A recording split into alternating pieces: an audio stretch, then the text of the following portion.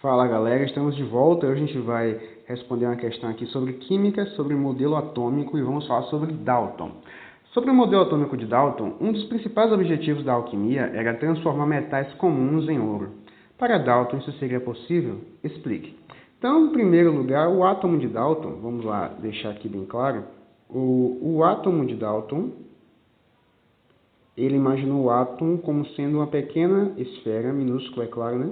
E essa esfera tinha algumas características. Ela era massiva, ou seja, ela tinha massa, não era uma esfera oca, por assim dizer, né? E também outro ponto importante é que ela era indivisível. E outro ponto importante é que ela era imutável, a gente vai ver agora, esse ponto aí. O que quer dizer isso? Com esses princípios, esses postulados aqui, que não estão 100% de acordo com a realidade, mas na época ajudou para direcionar a ciência de forma que era possível entender o que acontecia nas reações químicas, né?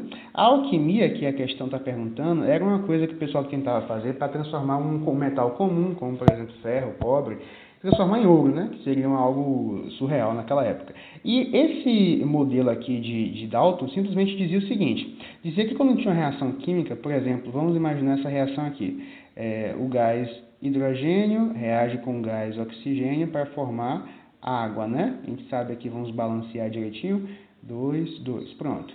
Ele dizia que quando acontecia essa reação, não é que hidrogênio e oxigênio se transformavam em água. Ele dizia simplesmente que os átomos ali iam se reorganizar. Então é como se tivesse aqui um átomo de hidrogênio, né?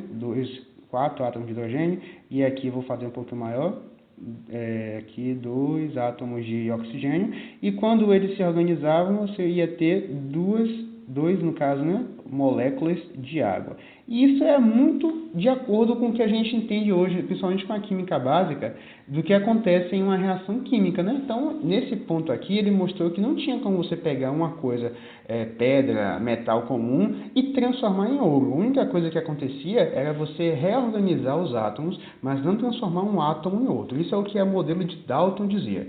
Vamos ver o que é que diz a letra B? A letra B diz o seguinte. Deixa eu apagar logo isso aqui. Não, vou deixar ali. Letra B diz o seguinte. Cite dois fenômenos cotidianos que não podem ser explicados pelo modelo atômico de Dalton. Olha que interessante. É aí que a gente vai ver como o modelo de Dalton parece ser certo, mas nem tanto, né? Olha só, letra B, quero outra cor, pronto.